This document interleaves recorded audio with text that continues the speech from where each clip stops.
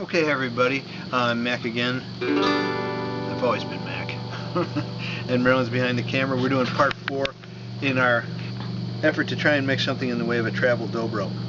And what I've got here is I've got the cone mounted in, and I've tuned up, and I'll give a little playing demonstration after mentioning that the top 2 strings I beefed up from a 12 and a 9 to a 17 and a 14.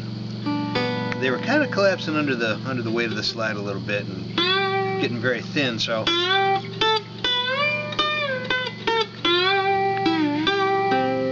in order to try and make them a little better performing, I went up a couple of gauges. Okay, and I don't think there's anything else to mention. Having used some banjo player technique here as I show this to you to keep my fingers off the cone. I don't want to dampen anything. So let's see what it sounds like.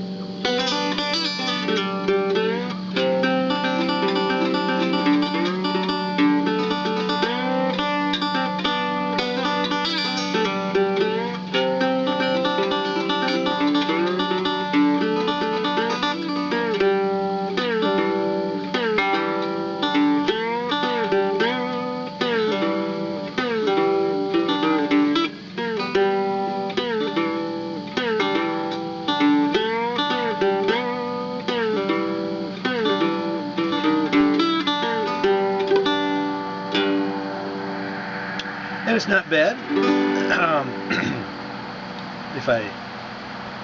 Let's see, I think it was kind of up there. Obviously, where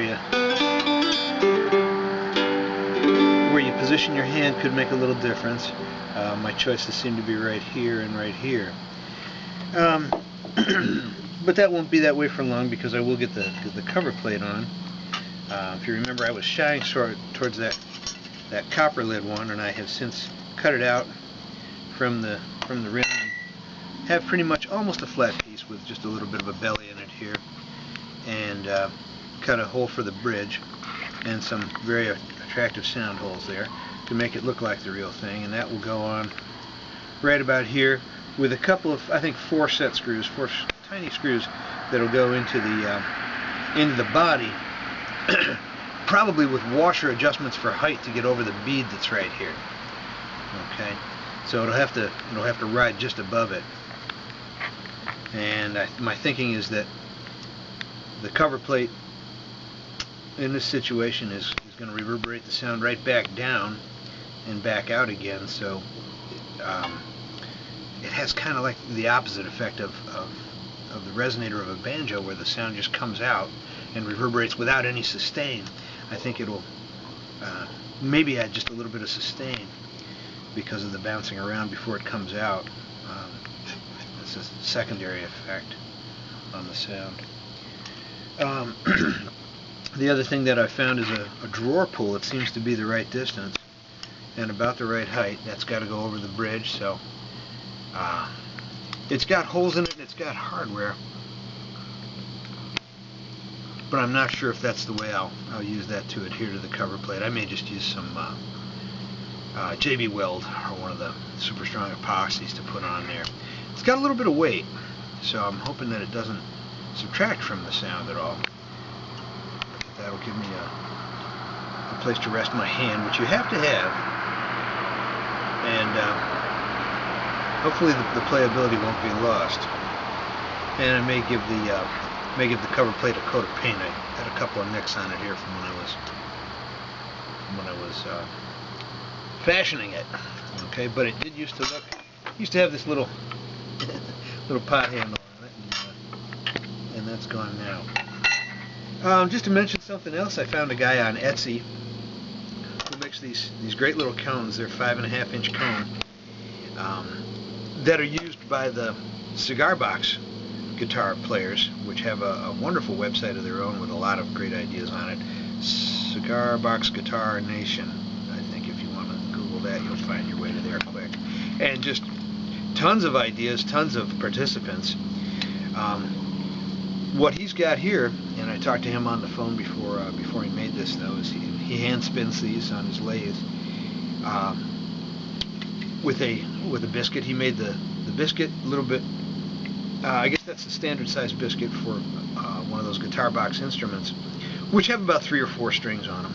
And he put a longer bridge in it to accommodate 6 strings and left it unslotted for me. That's what I'll probably do for my next one. I'll try it. It was, I had to spend a few bucks on that, so it's not like household materials. So that certainly jacks up the overhead. And I was thinking that it might work nicely with that pretty plate that I showed you the last time. So just to tell you or to show you that the possibilities are unlimited, whether you find them in a junk shop or whether somebody's actually making something that you need online. Okay, I guess that's about it. The next time I see you, I'll have the cover plate in place, and we'll see how that affects playability. Oh, the other thing, I fit the screen in there pretty well too. What I did was I just found a fat rubber band that went around the inside ring of that pretty well, and gave it enough grip to just put in there and stay in there, so that it's not coming out or jiggling or affecting the sound in any way. Okay. Oh, yeah. Back on the subject of the heavier gauge strings, the other road that led me down was alternative slides. There are some alternative slides out there made out of stone, which are a lot lighter than the steel slides that are conventionally used for dobro and pedal steel playing. So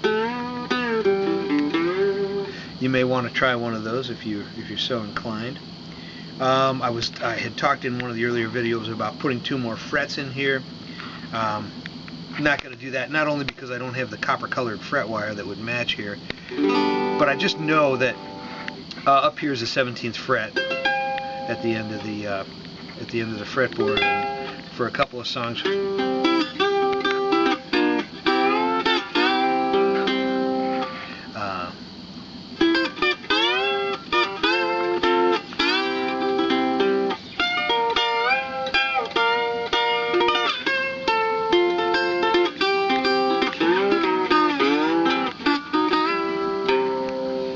A little bit of dark hollow there. Where I do go up there, I just know that I'm right there, and that's the C position.